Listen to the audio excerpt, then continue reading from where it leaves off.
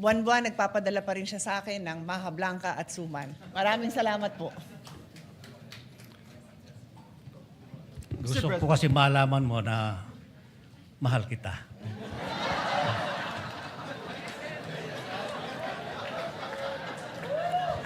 What does the brother say? No, I am trying to. Mr. President, Senator Lito Lapid is seeking the floor. May I move that he be acknowledged, Mr. President? May I ask for silence? We want to listen to the legend, Senator Maraming Lapid. salamat po, Mr. President. Kaliwanagan lang po, manifestation lang. Tungkol po yung nangyari kahapon at marami pong kumakalat sa social media na ako'y lumipat na sa majority. Hindi po totoo yan. Nananatili po ako sa minority group at hindi po ako alis dito. At yung pong motion ni Senator Zubiri kahapon ay sinusuportahan ko po. Hindi ko lang po ako nakapagsalita kahapon. Kala ko may botohan. Ngayon pala ay wala naman. Hiling ko lang po dito sa Senado. Sana magkaisa tayo. Iwasan ang bangayan. Ang dami-dami natin bisitang pari dito. Palakpakan po natin sila.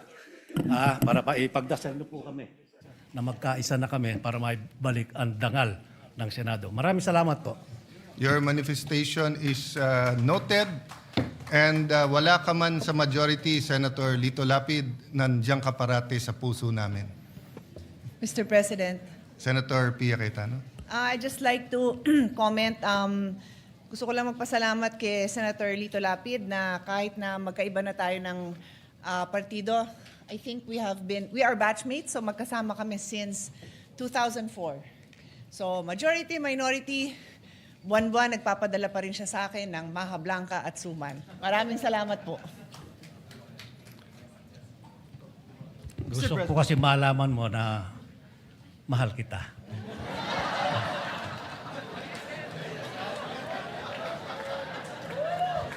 What does the brother say? No, I am trying to figure out bakit Maha Blanca ang binibigay sa kanya samantalang sinabi ko na kay Kuya Lito Lapid na ako'y umiinom na ng maintenance medicine para sa kolesterol pero sisig pa rin ang dinadala niya para sa akin.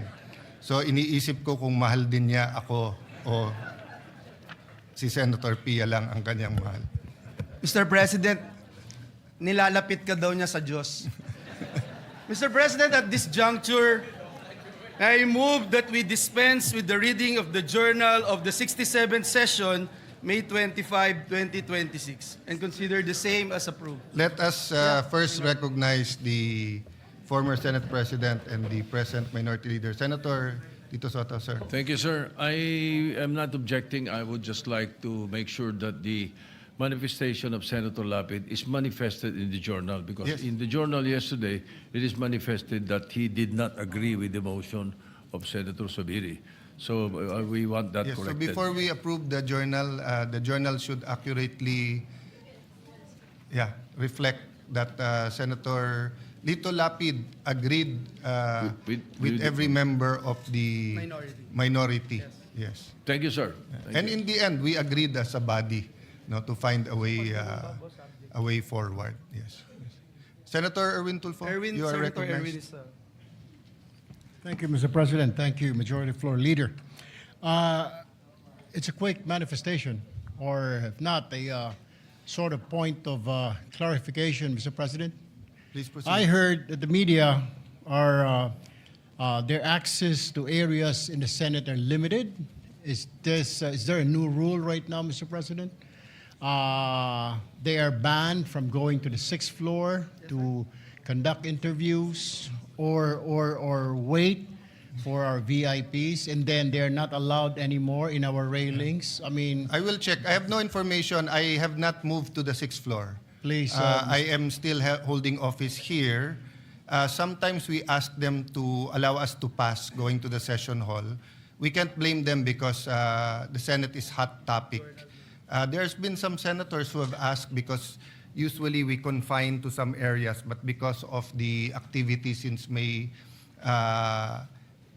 11, everyone wants to get their footage, whether in their official camera. So I think we've just asked for a little bit of order here, but we let me inquire, but so far I have no information that we're limiting any movement from the media. Thank you, Mr. President, because that's they were told by I don't know. I really don't know whose order did it come from. They were told that They're not allowed to go to the 6th floor anymore and to move away from the railings because they were just surprised, Mr. President, that during the previous... let me check the 6th floor because I don't hold office in the 6th floor. Yes, so they're asking if there's a new rule, Mr. President. Yes, but as far as the railings is concerned, that has been an old ruling. Before they're even allowed on the floor. When you were not still a senator, sir, before 3 o'clock. But what happens is that sometimes the Senate President, that was before I left the Senate to go to DFA, Senate Majority Leader. No? I don't know when we changed the rule na hindi sila pwede sa floor.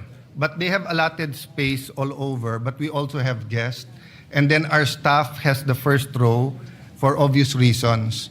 But of course, when there's activity on the floor, they move forward. So if it's just a reminder to give the staff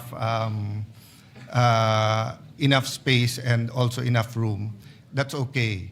But if they're being prohibited or in any way they're being hampered from doing their job, then I'll make sure that that doesn't happen. But having said that, we do have limited space all over and medyo mas marami na talagang media ngayon. Thank you for the clarification, Mr. President.